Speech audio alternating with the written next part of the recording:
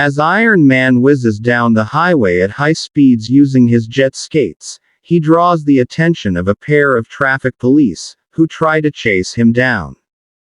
He arrives at his sports car further down the road and changes into Anthony Stark.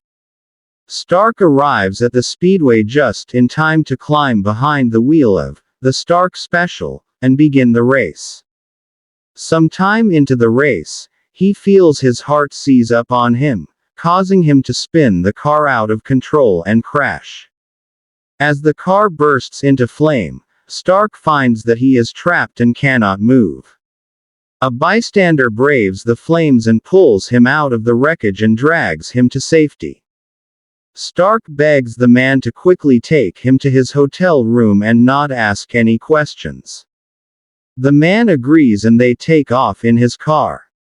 At the hotel, Stark plugs his chest plate into a wall outlet, which begins to stimulate his heart back to normal function. He remembers the man who rescued him and decides to offer him a handsome reward.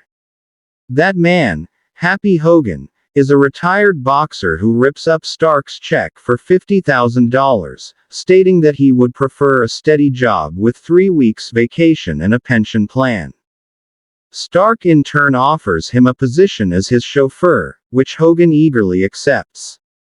They head over to Stark's main office in Flushing, New York, where he introduces Hogan to his secretary, Pepper Potts.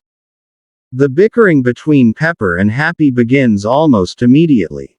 Although they bicker, Hogan confesses an attraction to Pepper, who rebuffs him saying she's saving herself to be the future Mrs. Tony Stark.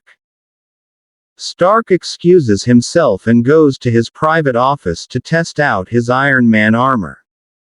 He goes through checks on a few of his latest innovations, when suddenly an alarm goes off. As Iron Man, he immediately heads to the basement where he discovers one of his employees, Professor Gregor Shapanka, trying to break into a vault. Shapanka fires a gun at the approaching hero, to no avail. Iron Man apprehends Shapanka and shoves him into the vault, closing it securely behind him. A few minutes later, Tony Stark arrives with armed guards, and explains that he's letting Shapanka go free because of the brilliant work he had done in the past. Since he can no longer trust Shapanka with the vital secret projects that Stark Industries is involved in, Stark fires him.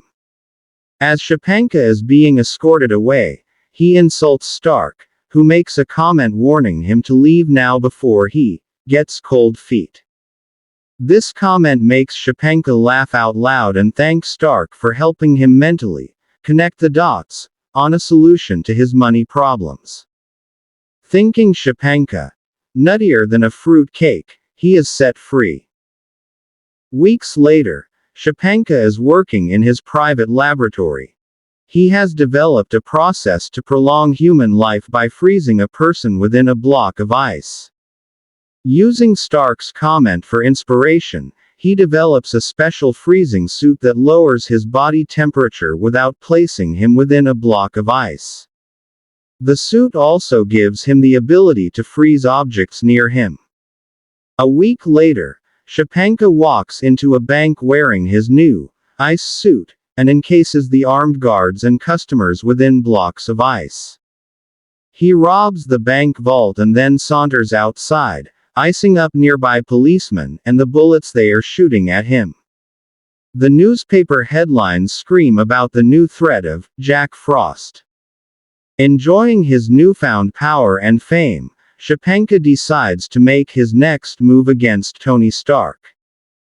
Covered in ice, the newly anointed Jack Frost walks into Stark Industries' main office and encounters armed guards, who open fire at him. Nearby, Pepper Potts uses the telephone to warn Stark that Jack Frost is breaking in. In his office, Stark quickly changes into Iron Man. Meanwhile, Happy Hogan rushes in Pepper's office and picks up one of the fallen guard's rifles. As he races inside Stark's office to check on his boss, he is frozen solid by Jack Frost. Iron Man immediately recognizes Jack Frost's voice as Shapanka's.